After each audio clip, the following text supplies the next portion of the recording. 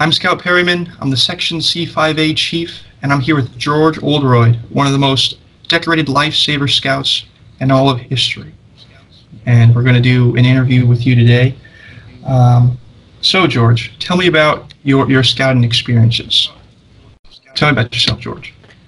I started out like, we're at your conclave, so I can tell you that I started out like almost anybody who's sitting there watching this today. And I mean, there's over 100 people in your audience now, and I could have been any one of them.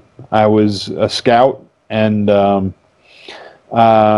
made Eagle when I was about 15, and then shortly after my Court of Honor, we had OA elections. I was elected, and I took my ordeal, and that year I was really lit on fire with this whole Order of the Arrow business, because every time I did something new with the OA, I saw something amazing. So I went to my ordeal in May, found out about the June conclave, and went to the conclave. While I was there, I got recruited to work at summer camp, and found out about NOAC. So I spent the summer working as a scoutcraft and nature instructor and bunking with the lodge chief. So I got a real crash course in Order of the Arrow for pretty much the entire year. Then I came back to the ordeal in September, and I had gotten a chance to play Kitchkinet in the ordeal. And Sunday morning, I decided to run for chapter chief, and I got elected. So that's how I got started in the OA, and it's kind of it was kind of an amazing start, and there were a lot of lucky breaks there for me, and it was just really exciting and really fascinating, and I think it had a lot to do with the ceremonies, really making this fantastic impact on me. But, as much as I had kind of an unusual span of, youth involvement in the OA, I started out just like any one of the new members who are sitting in your audience today. That's great. That's great, George. You've done a lot, and you're super accomplished, as I can tell from your shirt and just what you said. So, my next question for you is, what do you think your greatest scouting accomplishment is? And feel free to brag. Feel free to brag. I have been really lucky. In that a few times I've been really unlucky. I've come across some really frightening situations, and I've been really fortunate to have been a scout and to have had a lot of really good preparation to be able to be a useful person in those situations. I have gotten a lot of attention this last year or so because I ended up receiving the Honor Medal with Cross Palms. And I'm not the only one who's had that happen. There are about 300 people since 1924, and the thing that apparently is making people take notice of my situation is that I already had an Honor Medal. And that's kind of it's kind of interesting and exciting, but it's really just it's evidence of the fact that what I did in scouting was useful and worthwhile. So I don't know if I think of that as an accomplishment, but it's the thing that I'm apparently the best known for. So I would say that, but I'll tell you honestly that the thing that I'm proudest of isn't so much all of that, but it's the time I spent when I was a younger man as a Scoutmaster.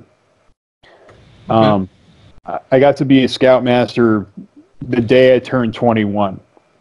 I had just moved to a town where there was a small troop. It was a very old troop, but they were down to just 5 kids, and the troop committee chairman's son was standing in as the Scoutmaster just to keep the charter in place.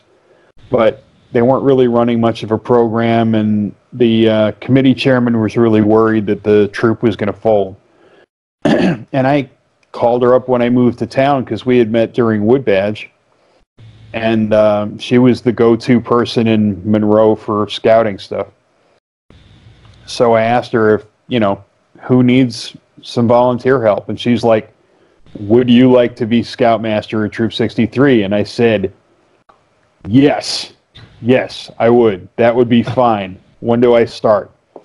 So I spent 5 years with these kids, and we built the troop from 5 kids to a little over 30.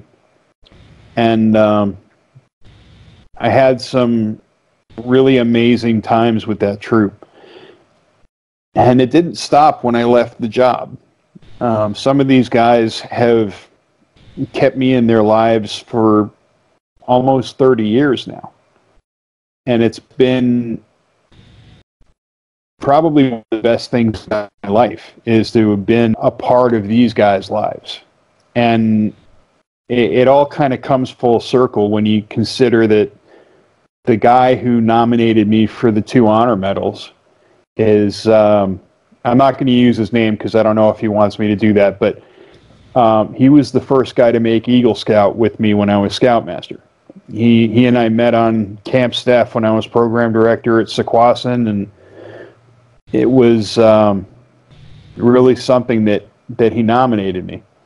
So I've had a lot of these little moments over the years, like, for instance, his son is a Life Scout who's working on his Eagle project, and so right now, his son's about to make Eagle. Right now? Yeah, right now. Okay, cool. He's building a Gaga pit. I don't know what that is, and I know what it looks like, but I don't know how they do that, and I'm trying to figure it out. But apparently it's like this huge thing, and there are a lot of guys building those. Oh, it is. So, yeah.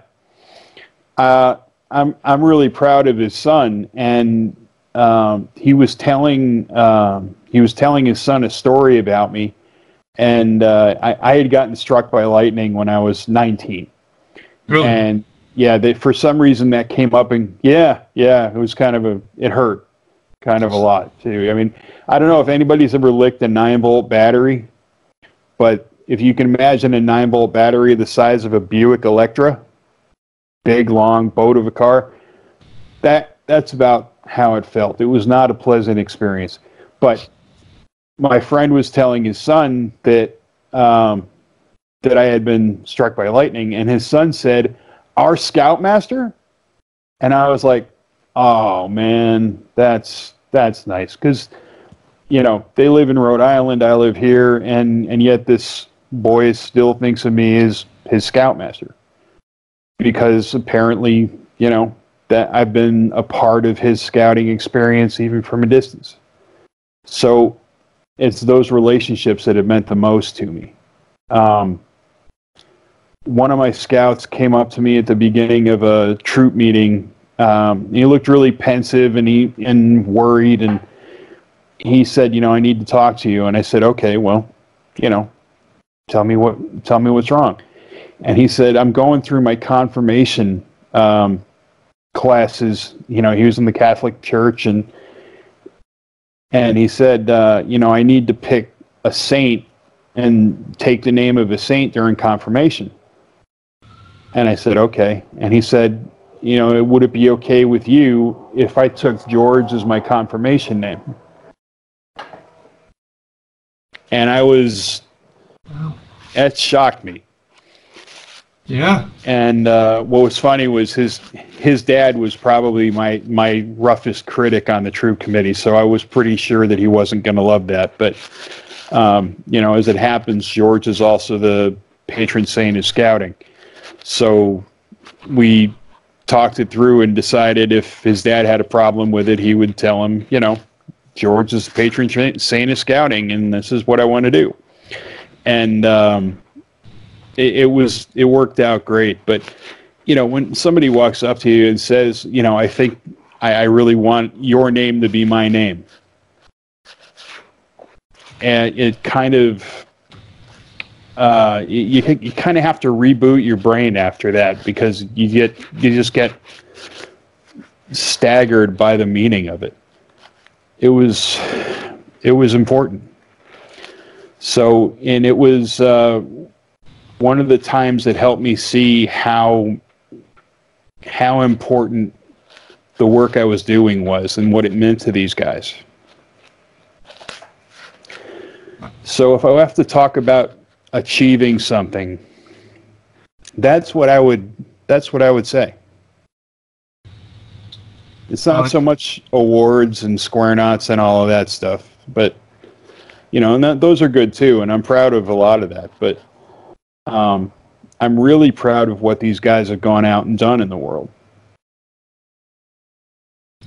Well, George, it sounds like you've made a lot of positive impacts on these youth's lives, and that's honestly really inspiring.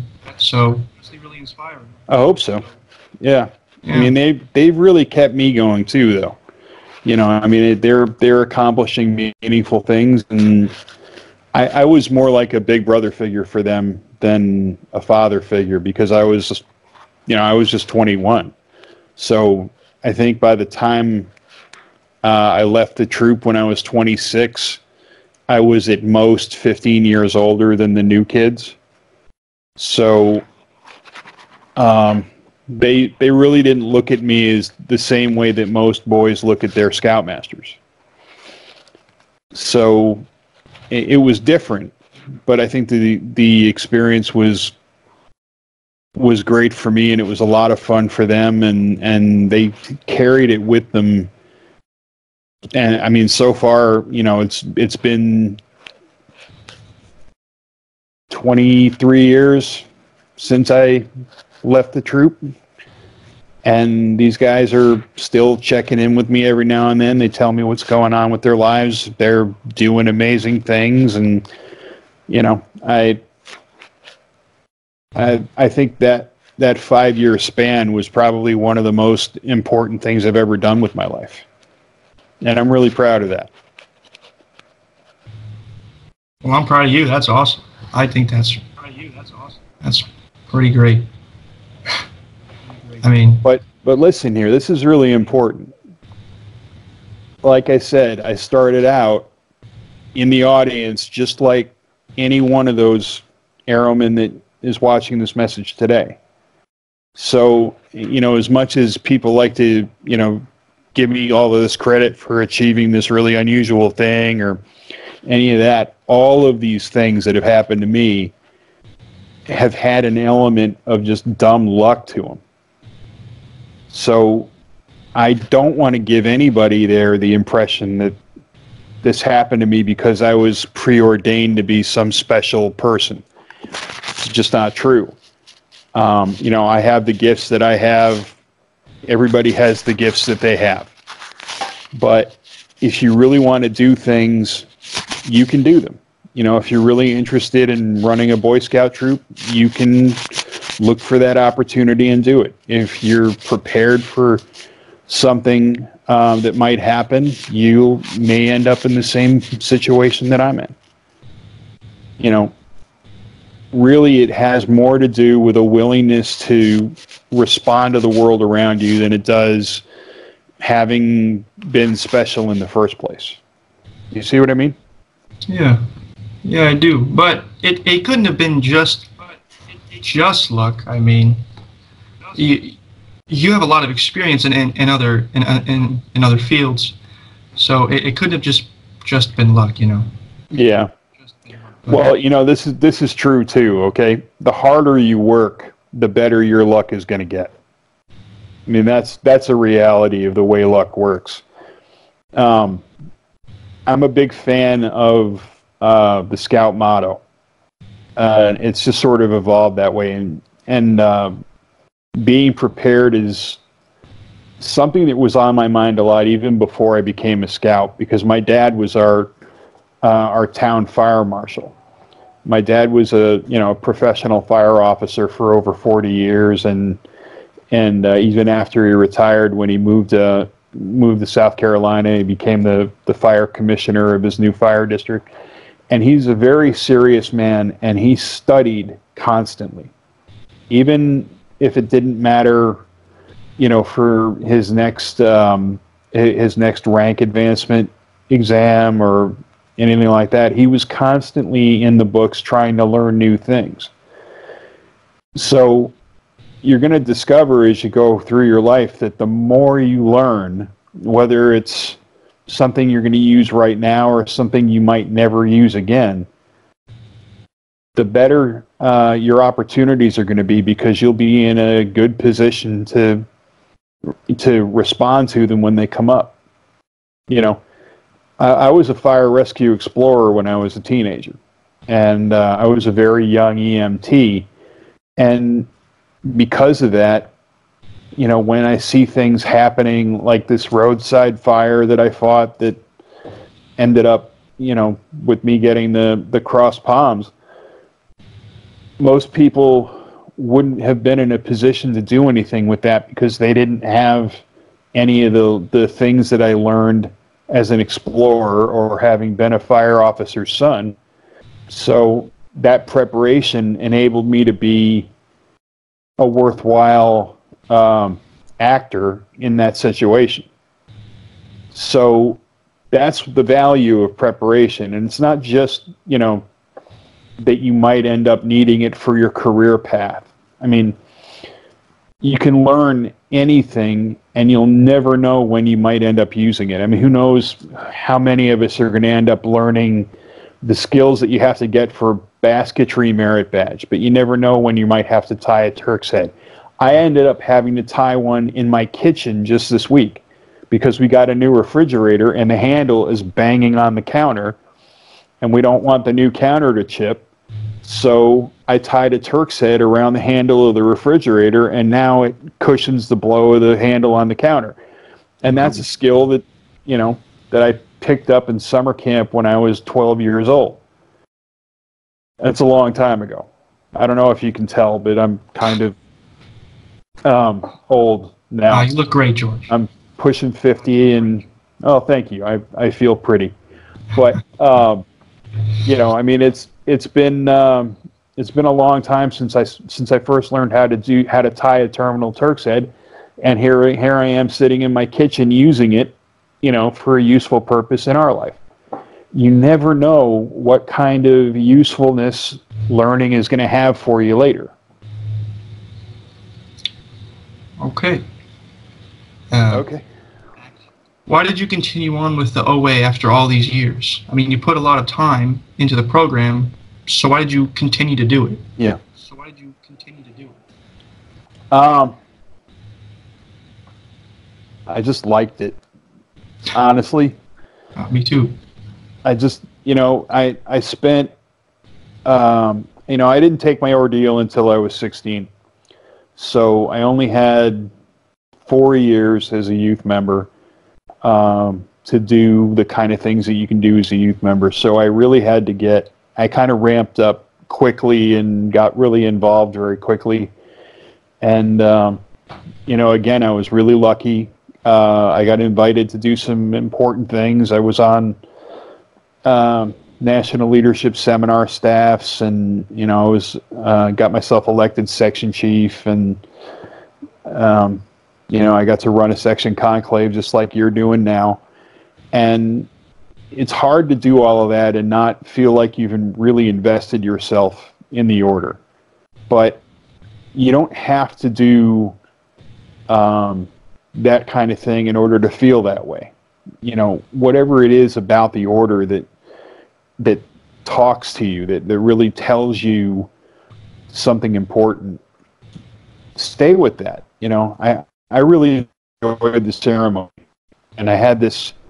My brother and I were both ceremonialists, and he and I would jump in the car and go to any of the lodges in our section and fill in for guys who weren't going to make it to an ordeal or a brotherhood weekend, we would do that, on real short notice, and we really liked doing it. So we got to learn all of the parts in the ceremonies, and we got to spend a lot of time watching other lodges doing their thing. So when you invest yourself in it that way, it's really hard to think of any reason why you would want to walk away from it. So I never, nobody told me I was allowed to quit.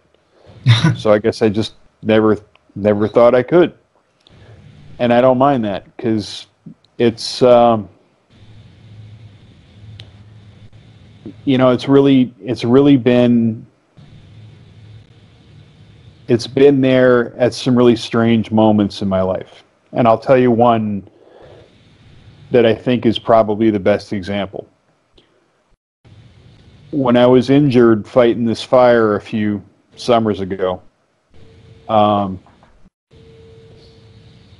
my leg was hurt really badly, and I ended up in the hospital, and I was really sick because of the infection, and it got to the point where anybody who's taken first aid merit badge knows about the whole tourniquet thing where it's life or limb. Right. The situation got to be life or limb for me, and I ended up losing my leg.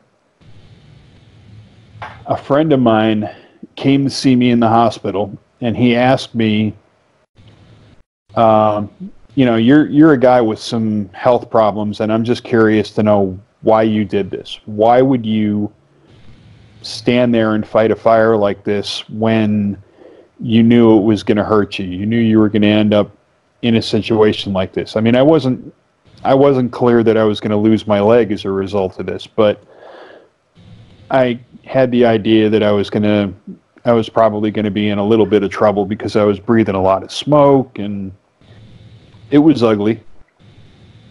And I'll tell you what I remembered while I was doing it. I heard a voice in my head, and it was Alawat. It was Alawat Sakima. When I was a ceremonialist back in the day, the Brotherhood ceremony had an element to it where the candidates stood and held a weight on their shoulder. And another candidate would come and take it from them and go step back, and then he'd hold it for a bit, and then another candidate would come take it from him. But what Alawat said was, "Let no man pass his burden to his brother, but bear it until it is lifted from his shoulders." And I was standing there with those fire extinguishers, and there were a lot of them because people started scavenging through their trunks to find fire extinguishers to bring me, which was really kind of weird.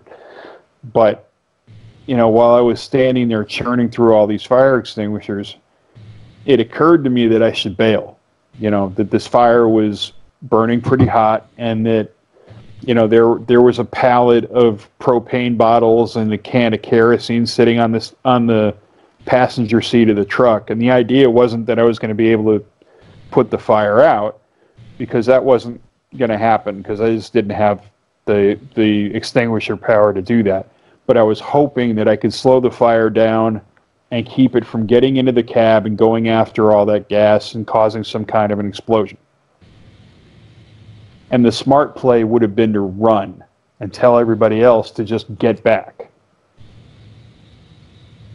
Maybe I should have done that. I don't know. And I'm never going to know. But I heard that voice in my head telling me not to put the burden down, to bear it until it was lifted. And I just decided I wasn't going to run, and that I was going to stay there until I either ran out of fire extinguishers or the fire department showed up. And those two things happened within about 30 seconds of each other.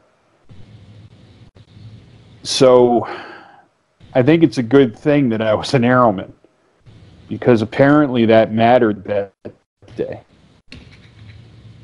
Wow, George, that's so that's pretty crazy. That's actually really crazy. And it's funny. It is.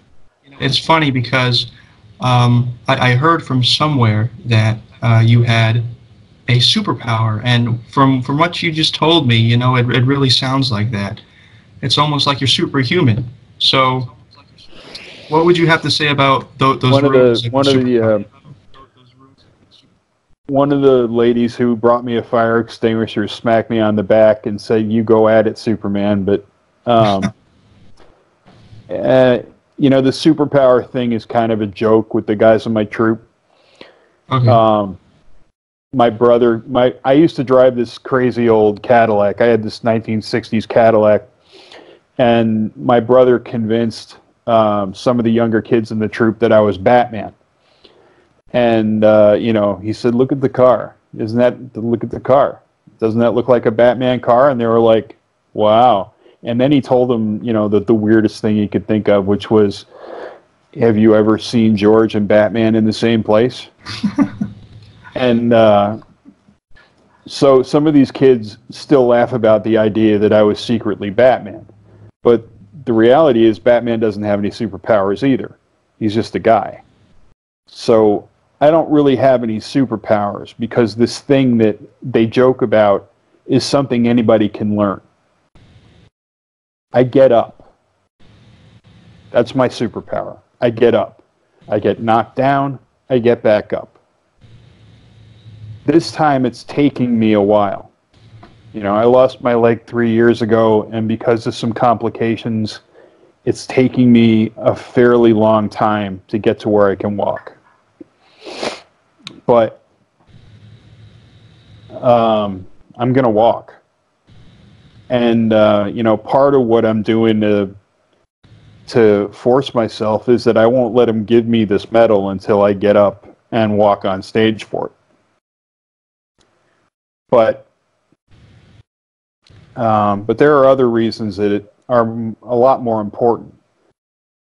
And without really going into them, I think it's important to understand the idea that you have to renew your commitment to things that matter to you almost constantly. This is probably the most important thing I learned in college. I had this one professor who helped me kind of learn the secret to pulling straight A's.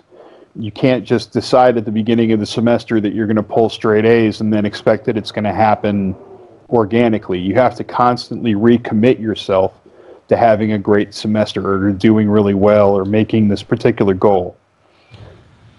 And you know, when you told me what the theme of your conclave was, I thought that sounds very familiar to me.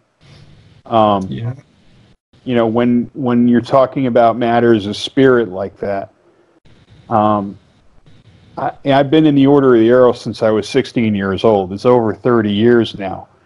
But I revisit those ideas in my head all the time. They're part of me now, and I have a lot of practice at it, so it's a very natural thing. It's not like I have to, you know, sit down and go through this whole ritual in order to ponder all of that, you know, this whole ponder that which is our purpose thing. I'm programmed to ponder those things just because I decided that they were important to me, and I made a habit of pondering them. And so I see them in the life I'm leading. You know, I think about brotherhood when I'm dealing with people. I think about cheerfulness a lot, especially this last couple of years, because there's a lot of temptation to feel,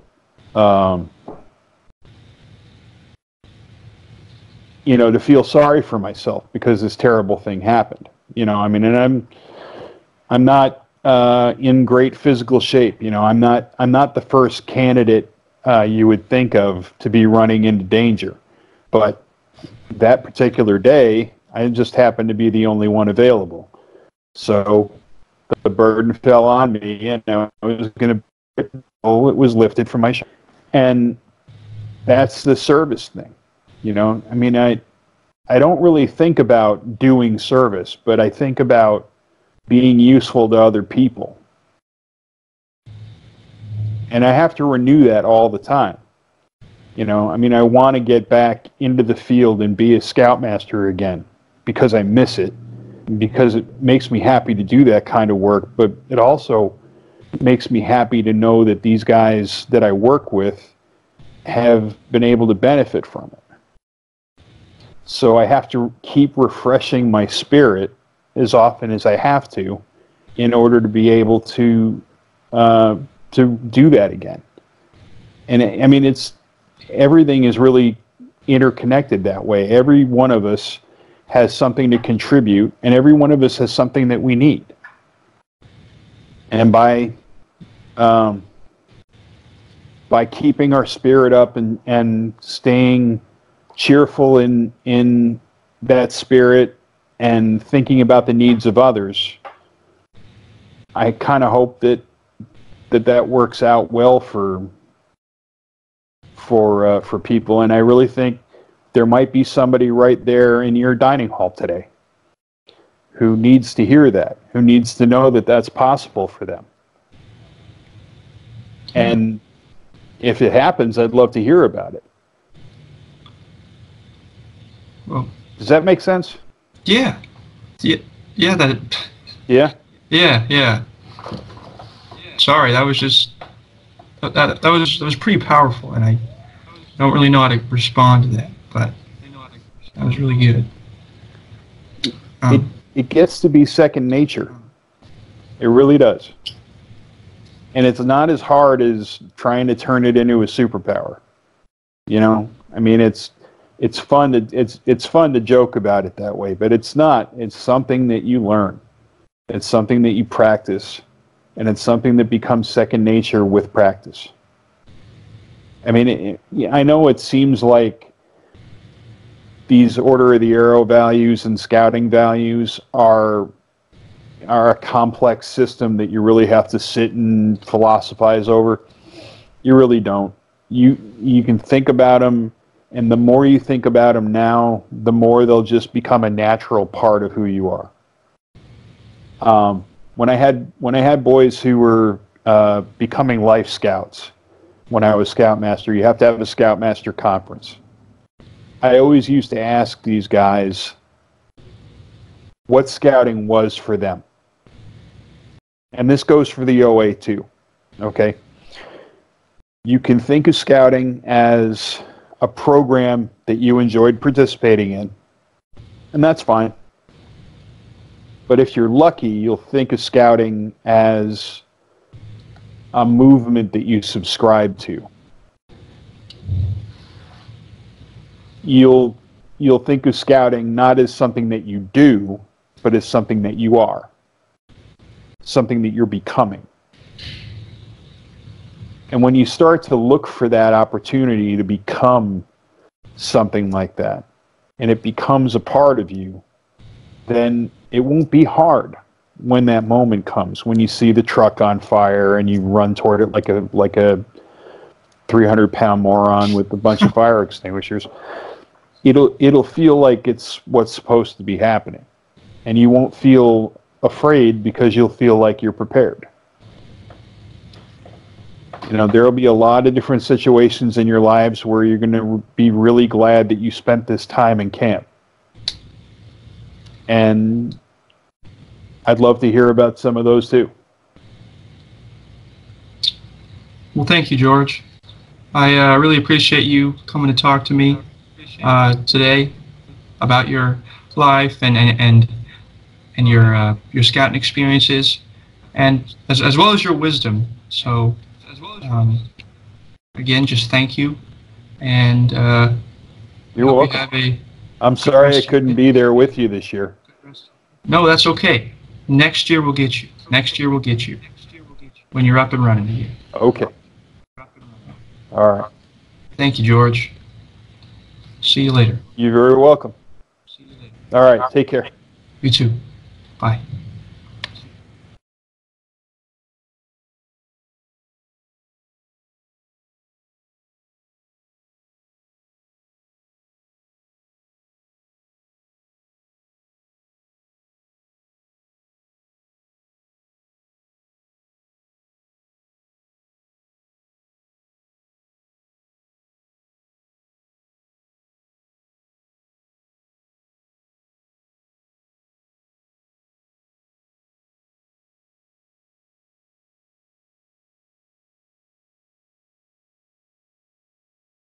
you.